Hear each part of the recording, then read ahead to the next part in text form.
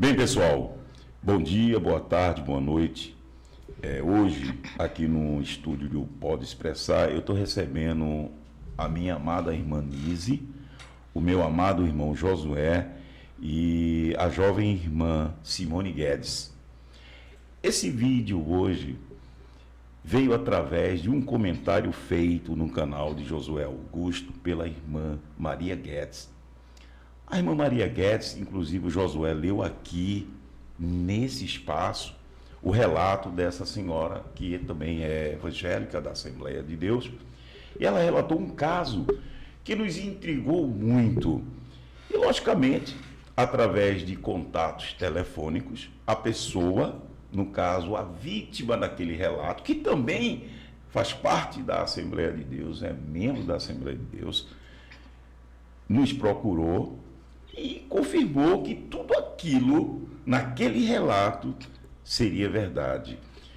E, logicamente, que como membros também da instituição, que eu também sou membro da Assembleia de Deus, Josué também, irmã Nise também, e nós chamamos a vítima, no caso daquele episódio, a irmã Simone, e a irmã Simone se prontificou, não, eu vou porque eu quero esclarecer a verdade. E a irmã Simone está aqui hoje, logicamente que ela veio voluntariamente comparecer aqui ao estúdio, já inclusive falei com ela antecipadamente, expliquei a ela das consequências do relato que ela fez, tá certo? Que, logicamente, que é algo, infelizmente, que acontece de canto a canto do nosso Brasil, a questão do assédio nas adolescentes. Isso aí, inclusive, se tornou conhecido a questão da prescrição por conta da nossa querida também pernambucana Joana Maranhão, através de uma queixa de Joana Maranhão pelos abusos sofridos, se criou uma lei em que a prescrição só inicia após a vítima completar 18 anos de idade. É o caso da nossa amada irmã Simone. Então, o relato da irmã Simone é um relato que realmente é muito impactante, porque na época tratava-se de uma adolescente de 13 anos de idade. Logicamente que ela vai relatar isso com as suas próprias palavras, mas que se tentou calar, se tentou esconder, mas tudo na vida, um tempo vem à tona, e chegou o tempo, inclusive através de uma própria profecia da avó dela, que não mais está entre nós, que disse que no tempo certo Deus resolveria isso. E nós, de livre e espontânea vontade, também recebemos a nossa irmã Simone, que logicamente vai relatar a sua vida quando iniciou. Os familiares delas são evangélicos, os pais, a mãe, os irmãos, a avó que já dormiu no Senhor, as tias. Então a irmã Simone vai relatar como ela iniciou a sua vida na igreja. Parece que Planeta dos Macacos. Planeta das Flores. Pronto, Simone, conte como você iniciou na comissão, ou no coral, ou no conjunto de adolescentes. Conte o seu relato como uma adolescente que é evangélica e participando dos quadros da igreja. Eu era da comissão, era do grupo de adolescente, e foi aí onde tudo começou. Ele era meu dirigente na época, eu me apaixonei por ele. Ele também sentia algo por mim.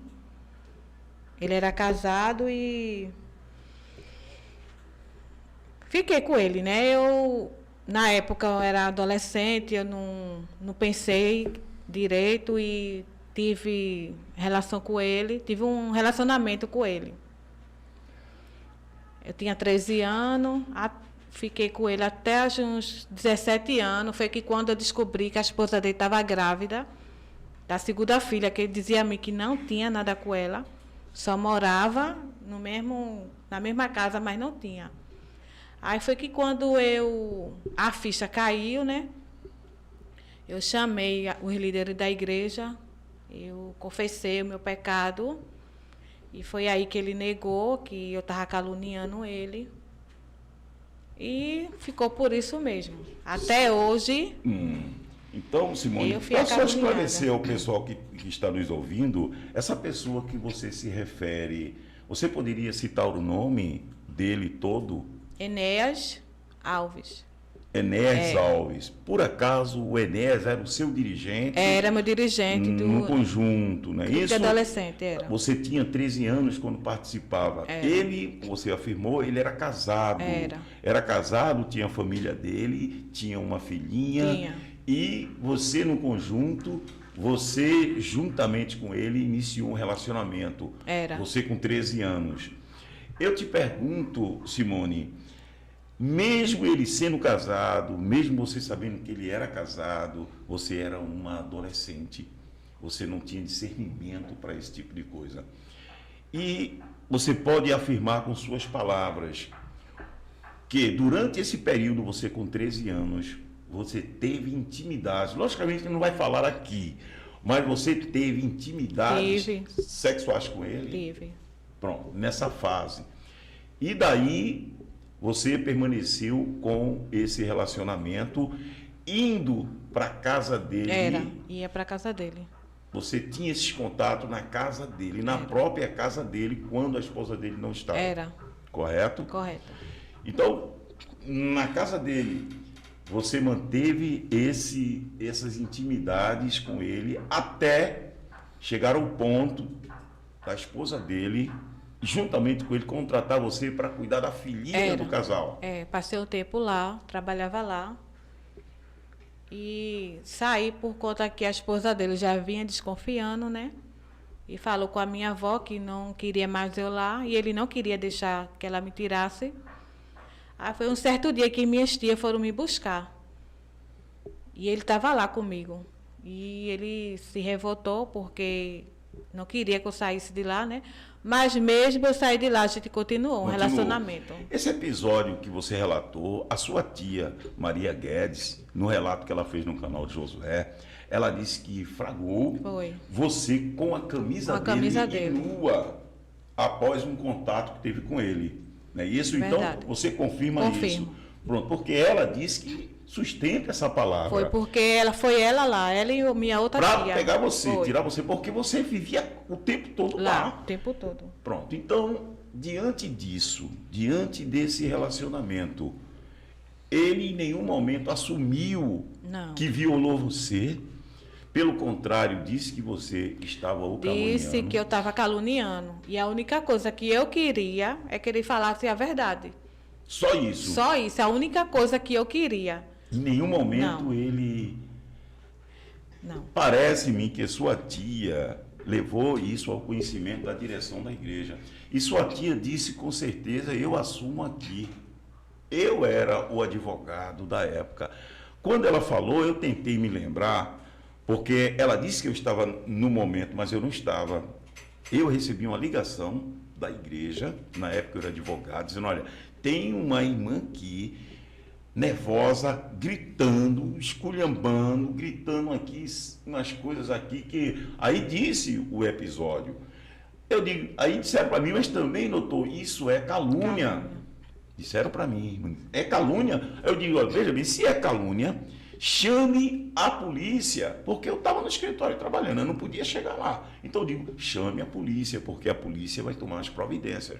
Só que não chamaram a polícia e expulsaram ela à força lá do Tempo Central. Eu me lembro muito bem disso. Então eu gostaria até de falar agora para a irmã Maria Guedes e pedir perdão à senhora, porque eu foi quem autorizou naquele momento a chamar a polícia para retirá-la lá da igreja. Eu não nego isso. Foi orientação minha, porque me veio a informação, irmã Maria Guedes, de que era calúnia o que a senhora estava fazendo, era uma difamação que a senhora estava fazendo contra essa pessoa relatada aqui pela pela irmã Simone. Então, de público, eu peço perdão à irmã Maria Guedes, porque foi realmente a minha pessoa. Na época eu era advogado e me veio essa informação. Eu não estava presente, porque se eu estivesse presente e ela relatasse isso para mim, devido à minha formação e à minha ética profissional, com certeza eu ia mandar apurar. Tá certo? Como eu sugeri várias vezes na igreja se apurar através de comissão e não fizeram. Tá certo? Então, eu quero esclarecer isso. Mesmo agora, voltando ao seu esclarecimento, irmã Simone, então, depois de tudo isso que aconteceu, a sua família, através, logicamente, da sua mãe, da sua tia, informou isso aos pastores locais. Com certeza, teve reunião, eu levei prova, que foi carta. As cartas amorosas, você disse. Você falou também que tinha um diário que você anotava tudo nesse diário. E não chegou lá as provas do Tempo Central. E eu fiquei sabendo essa semana que o pastor Ailton mandou queimar, que era a única prova que tinha. A única prova que tinha que vocês tiveram esse relacionamento. Porque, logicamente, é o tipo de crime que não deixa vestígio e também ninguém vai testemunhar, porque é aquele crime cometido na surdina, no oculto, entre paredes. Então, a legislação penal, também o entendimento jurisprudencial, a palavra da vítima é que prevalece, certo? Se você veio aqui, depois desses anos todos, para esclarecer um fato que estava escondido, adormecido, como você mesmo disse, pensava que tudo isso já tinha passado. Mas foi muito sofrimento. Fale desse sofrimento. Eu sofri. Eu entrei em depressão. Eu não tinha mais vida, não. Depois disso, eu não tinha mais vida. Eu não tinha mais nome. Quando eu chegava na igreja, era vista de cara feia. Foi Deus mesmo que me levantou, porque eu sofri muito. Muito mesmo. E o que foi que o pessoal dizia na igreja, os familiares diziam na igreja, diziam que você estava caluniando. Muitos diziam isso, por conta que a própria família disse que relatou, né, na igreja lá, que eu tinha feito uma reunião no Tempo Central e tinha dito que era calúnia. Aí a família disse que a família Alves estava de posse de Vitória. Isso tudo foi mentira. Você em nenhum momento confessou que foi calúnia, porque até hoje você aqui está dizendo que a foi única verdade. coisa que nas reuniões que eu ia, eu falava a verdade. E ele só falava mentira, ele nunca afirmava, assumia não. Nunca assumiu. Então, esse episódio, Simone, dessas cartas, essas provas levadas ao pastor Ailton, você pode dizer a pessoa que levou essas cartas ao pastor Ailton? Quando, na época, eu tinha essas cartas e dei na mão de Joel, que não dormiu no Senhor, irmão Júnior Pitágoras. E essa carta eles foram levar para o Tempo Central.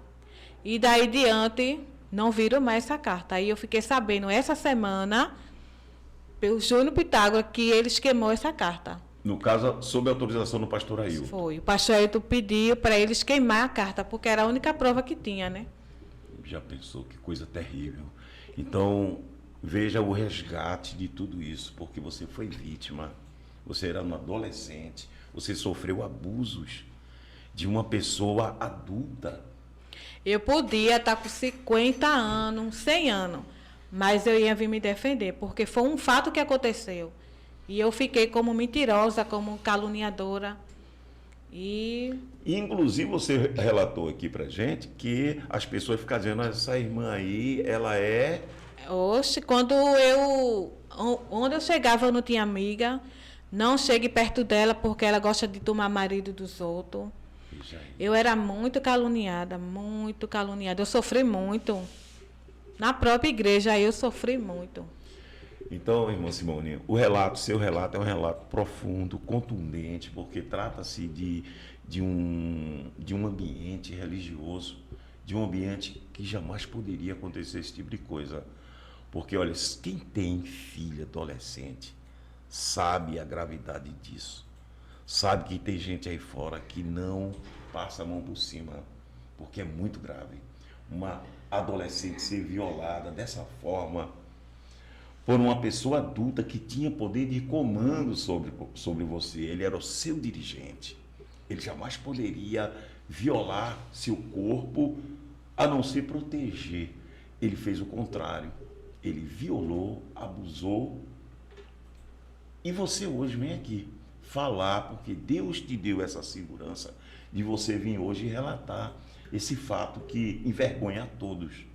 É o tipo de crime que o próprio violador tem vergonha.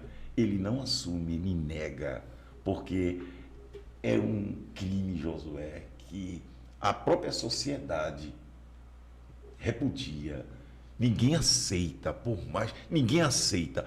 Tanto é que essas pessoas, quando chegam no presídio, eles são colocados num ambiente separado dos outros presos, porque até os presos repudiam esse tipo de crime.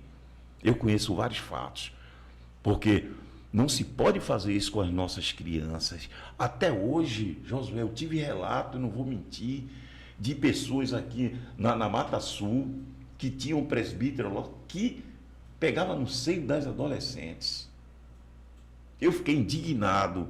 Como é o pessoal pobre, canavieiro, tinha medo de denunciar. Mas veio a mim esses fatos. Quer dizer, que é uma coisa recorrente na nossa igreja. É uma coisa que acontece e continua acontecendo. Eu digo, o presbítero, o diácono, dirigente, que comandam adolescentes, tenham cuidado. Depois desse fato aqui relatado, qualquer adolescente, pai de adolescente, não tenha medo de falar, porque isso não é só pecado, isso é crime. E não se deve fazer isso com nenhum adolescente. A irmã Simone, tudo bem, conseguiu ainda depois de muito lutar, superar essa depressão que ela teve. Hoje é casada, tem filhos, conseguiu se levantar das cinzas, porque poderia tomar outro rumo, que eu vejo muito caso disso ir aí por fora, por conta disso, a pessoa não suporta aquilo e termina ceifando a própria vida.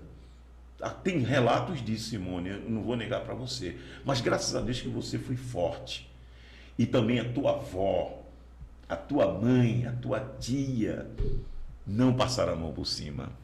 Eu acho que no fundo da sua tia, o que ela fez, eu acho que Deus tocou nela para ela fazer isso. Porque senão não ia se cumprir a profecia que a sua avó falou, que Deus ia tomar providência. E Deus vai tomar providência através das nossas autoridades, Josué. O crime ainda não está prescrito. O crime ainda não está prescrito. Então, pessoal, eu quero falar, as pessoas que detêm poder sobre adolescentes, tenham cuidado com as nossas adolescentes, meninas jovens, ainda em formação, que vocês aproveitam porque têm poder sobre elas, têm autoridade sobre elas. Não façam isso. Isso aqui é um esclarecimento e um chamamento à verdade. Nós temos muitas adolescentes e adolescentes também, masculino e feminino. Por favor, protejam desse tipo de situação que a nossa irmã Simone, ela teve a coragem de vir aqui. Quantas outras não têm coragem e estão sofrendo caladas? Então, é o momento de quem estiver sofrendo esse tipo de coisa, em qualquer ambiente, do lar, da igreja, não tenha medo, porque a ameaça é grande. Ela sofreu ameaça. Até o Pitágoras, que você falou aqui, sofreu ameaça para não falar. Veja que situação a gente está vivendo. Agora, é o tipo penal que realmente o agressor coloca medo na vítima. Se você falar, isso é comum. Eu trabalho na área criminal, Josué, mais de 30 anos, e sei, isso é o relato que demonstra a vítima, como a vítima fica numa situação dessa, certo? Eu sou pai e eu não saberia como reagir se isso acontecesse com a filha minha. Eu digo, eu não saberia, Josué, como homem, eu estou falando como homem, porque é um ato tão hostil, tão violador, de um adolescente que está em formação, tendo naquela figura a figura de um dirigente, a figura de... Então, Simone, todo esse relato que você está falando, eu tenho certeza que você dirá na frente de juiz, delegado, a sua tia, a sua mãe, não tenha medo, tá certo? Porque, como eu disse a você, você vai ter todo o apoio, toda a assistência jurídica e ninguém vai chegar perto de você, porque se chegar, eu vou conseguir uma medida protetiva. Até uma prisão preventiva eu peço, para que ninguém chegue perto de você. Porque se realmente você vai sofrer, alguém vai tentar, mas não vai conseguir. Porque o que você fez hoje aqui, talvez seja um alerta para nossas adolescentes, Simone. Você está fazendo um bem tão grande. Porque assim como você, nós temos, a gente sabe, a nossa igreja, aí a mãe cria a filhinha ali na igreja, naqueles conjuntos, e muitas vezes sofre isso. E muitas vezes de pessoas que deveriam dar exemplo. E, logicamente, com a condição dele de dirigente, irmão do pastor presidente, ele se escondeu atrás disso e ela ficou como... E eu fiquei como... mentirosa, caluniadora. Quando você está aqui, o resgate a você como mulher, Simone. Você agora demonstrou para todas as mulheres que estão nos ouvindo. Nunca é tarde para você denunciar o violador. Nunca é tarde para você denunciar os abusos. Que, infelizmente, a nossa sociedade, não é só a igreja, não. Tudo a gente vê aí. Pastores violando crianças, coisa horrível, adolescentes, coisas horríveis a gente está presenciando, Josué. Isso porque realmente é final dos tempos. Sobre o chá. Aí acontece também que, segundo você relatou, você teve a suspeita de gravidez, ficou 2 meses, certo? E qual foi a orientação do violador, do rapaz? Para eu tomar chá, né? Abortivo. E você tomou e realmente, pronto. Veja que ponto chega uma situação dessa. É coisa que a gente, como cristão, a gente, logicamente, que repudia esse tipo de coisa, mas é aquilo. A gente não pode responder pelos atos dos outros. Então, cada um pagará pelos seus atos. Então, você está aqui hoje de livre e espontânea vontade. Alguém não te obrigou a vir aqui. Você está aqui falando e falará diante de qualquer autoridade os relatos, inclusive com provas, que tem o Pitágoras, certo? Tem a sua tia, que flagrou você praticamente nua com ele, certo? Então, tudo isso aí, possivelmente, Simone, venha a ser objeto de um inquérito policial e de uma ação penal em que venha a se apurar esses fatos, porque a palavra da vítima nesse tipo de crime, ela tem uma relevância imprescindível. A palavra da vítima, ela é tida como verdade. Eu já tive casos em que não se tinha prova nenhuma, mas a palavra da vítima, Josué, fez a condenação.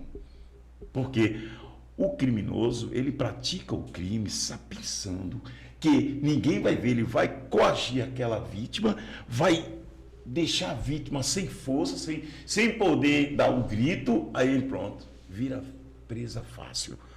Mas a ação da Simone hoje é um alerta para as mulheres, não só adolescentes, mulheres que são violadas. A gente viu recentemente um caso a nível nacional do presidente da Caixa Econômica Federal fazendo assédio sexual com as funcionárias. Veja, aquele poder que a pessoa tem sobre o outro, a autoridade.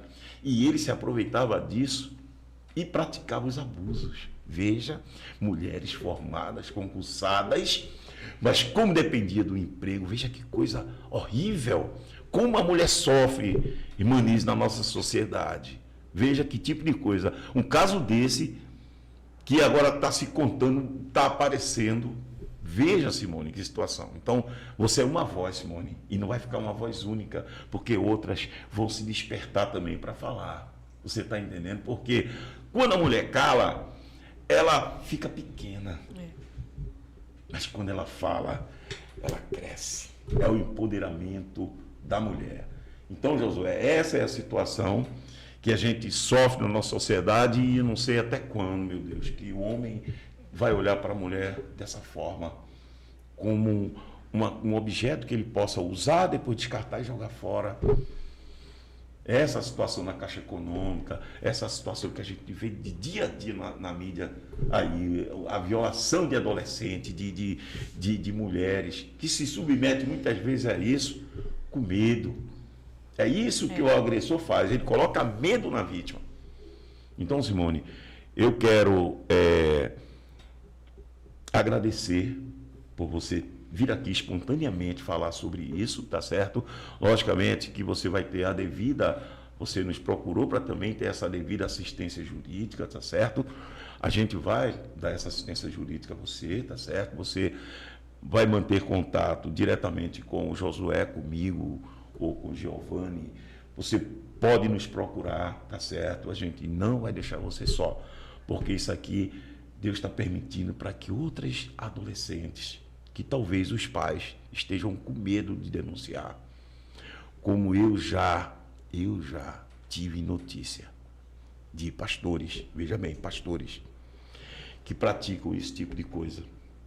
E as mulheres sabem e diz para ele, olha, se você confessar, eu te deixo, porque quem é que vai nos sustentar?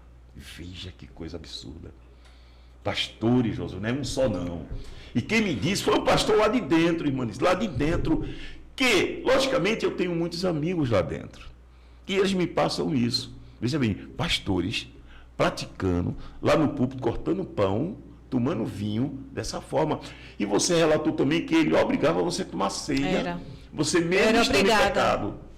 Mesmo estando em pecado, eu era obrigada a tomar ceia, que era para ninguém perceber. Veja que situação. Era. E Tinha que também continuar em né? comissão, tudo. Minha vida tinha que ser... E eu obedecia, né? Tudo que ele falava, eu tinha que obedecer. Estava apaixonada. Estava apaixonada. Aí ficava na mão dele.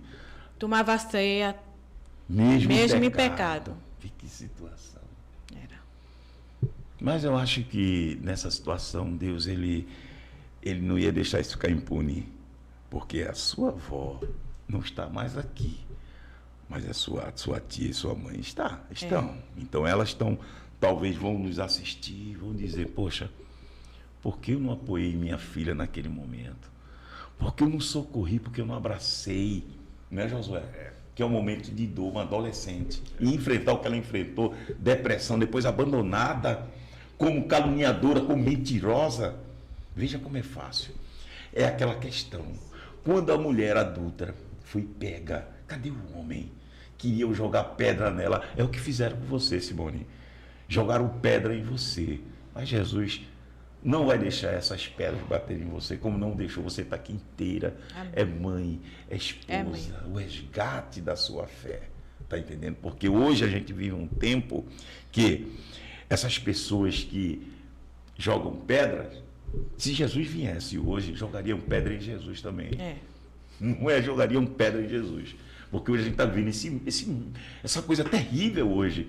A gente pensa que esses homens são homens de Deus. Mas veja aí o que eles praticam. Esse relato desse pastor que me falou e pediu por tudo no mundo para eu não dizer o nome dele, eu não vou dizer. Esse Miguel, tá uma coisa terrível, é pastores. Porque esse pessoal, Simone, só pensa em dinheiro hoje. Só dinheiro.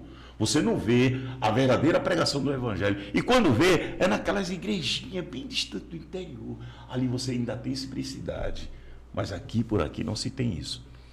Então, Simone, eu queria agradecer imensamente você ter comparecido, ter falado de forma tranquila, segura. Ninguém obrigou você a nada. Você está aqui de livre e espontânea vontade. E Deus vai encaminhar o que deverá ser encaminhado. Amém.